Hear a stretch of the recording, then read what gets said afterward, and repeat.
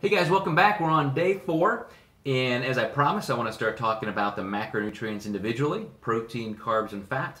And we're going to start with protein because that is the most structural food we eat, the most structural macronutrient. So we don't get as much energy from that. It's not going to be that much of a player when it comes to weight loss or even muscle gain. Once we get up to a certain amount, the amount that our body needs, there's really just not a lot of value in manipulating protein too much. So, excuse me, since it's a little bit more structural, I like to get it out of the way, and that creates a good baseline of calories that we don't have to worry about. Then we can talk about carbs and fat and decide what our strategy is going to be for managing the overall macronutrient profile.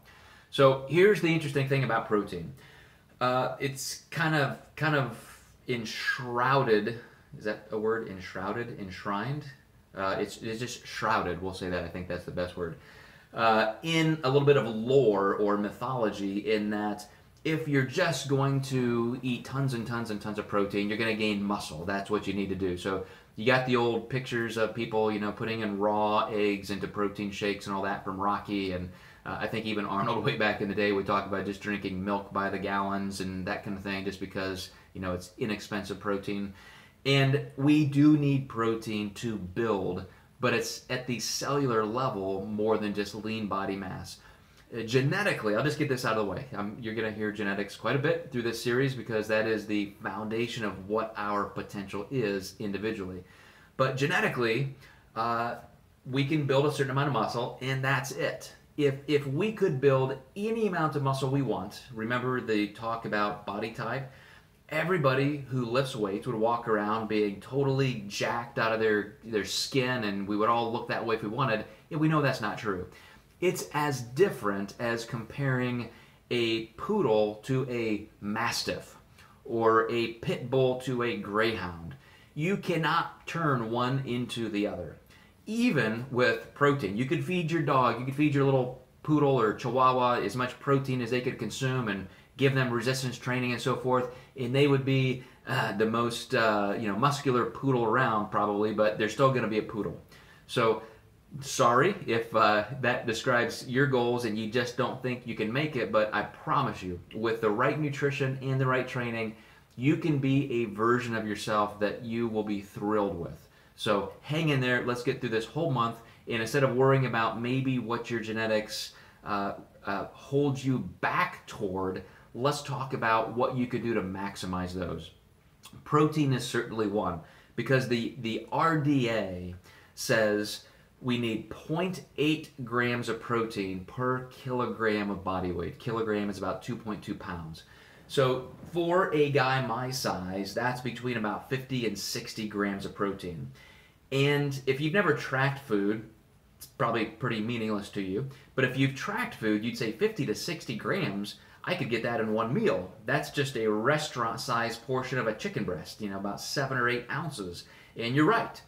That's all we need to survive. But that doesn't necessarily mean we're going to thrive, not only for athletic and muscle building goals, but even health-wise. That's just what it takes basically to live and survive. So we want to look at what we need to thrive. And most science agencies show us that about 2 times that amount is really where we start maximizing potential. So now that would put me up to 100, 120 grams a day. And I've got to be honest, for about the last 10 years, as I haven't tracked food carefully, because once I retired from the pro bodybuilding stage, it just wasn't that necessary as a goal for me to have higher amounts of protein and recover perfectly optimally from training. And I know excess protein is not healthy either. There really are issues with metabolizing too much protein. Even though everybody loves to say there's not, there really are. Not necessarily horribly dangerous. There are certainly worse things you can do. But why go into excess if there's no value? So for about 10 years, I kind of settled back into what most science agencies would say is that 2 times the RDA.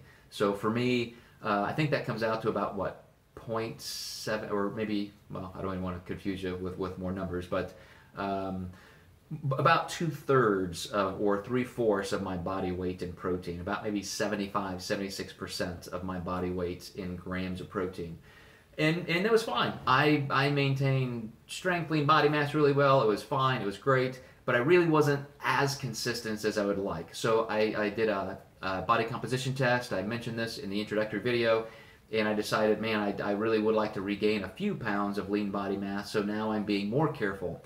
But you've got that RDA. So you could say this is exactly where I could start if I just didn't really have those kind of goals and I'm not necessarily loving eating a lot of chicken and fish and that kind of thing, protein shakes. So you know you're safe there. In the MacroDoc calculator, you probably, based on your goals, you could be anywhere between there and twice that amount or even 3 times that amount or maybe even a little bit more based on the information you put in there. And here is the reason why. As your metabolism is increased through genetics, again, you being an ectomorph, and your activity level being extremely high, putting more pressure on your functional metabolic rate in terms of how much lean body mass you can gain or retain, you do need more protein, or I should say you can utilize more. Doesn't mean you have to have it, but the optimal amounts for your goals could be higher. So protein could range anywhere from, like I said, about 50 to 60 grams for somebody of average height and so forth. For women, it would be more about 30 to 40 grams, all the way up to 2 or 3 times that amount. I think when you go beyond that, even though there are some studies coming out just recently showing that there might be some slight applications for going higher and maybe less danger if you are truly metabolizing, utilizing that. You want to get up to that maximum threshold, and then that's it. Like, that's all your body can use. And now let's save some of those calories for something more meaningful. And once your protein levels are met, your protein intake needs, whatever your goals are, once those are met, more protein is not more metabolic, it is not more anabolic. You would get more of a metabolic boost and more muscle gaining potential from carbohydrates, because of the growth hormone and insulin factors that come into higher levels of carbs. So if you're eating tons and tons of protein and keeping carbs lower just to make room for that protein, you're probably actually getting less muscle gaining potential, and you're slowing down your metabolism instead of increasing it. So that's where all of these three come into play. So when it comes to protein, that's where we are coming from an initial amount standpoint. Then we've got some other issues like quality and timing and things like that. Probably get into that a little bit later in the series. But for now, what I want you to do is definitely focus on how to make it practical.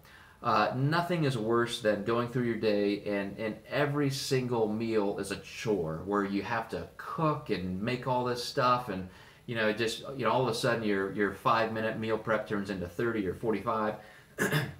So always make sure you have the food you need where you need it. That is big for protein. In my office, if I don't have protein stocked, if I don't have chicken breast or ground beef or something here, what am I going to eat during the day? If I'm going to have 1 or 2 or maybe even 3 meals at work, what am I going to do? I could possibly go across the street. We have a Subway, a Jimmy's John's, all kinds of restaurants and so forth.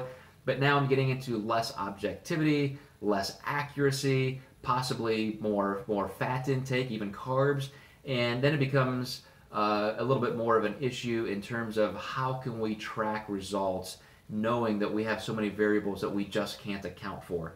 So we are big on flexibility. You know that the entire premise of this curriculum is structured flexibility. We've got to have high structure that we can count on, that we understand. But because we understand it so well, we can add different levels of flexibility. So that flexibility is there. I just want to make sure you guys are ready for it and that you have the foundation built before we get there. So for now, stick to the protein that you can make yourself, have readily available, and that contains the most amount of objectivity. So that's all I want to talk about in terms of protein for now. We're going to revisit it later. And then tomorrow, we're going to tackle fat. I'm going to skip carbs and talk about fat first, and I'll tell you why tomorrow. So you guys, have a great day.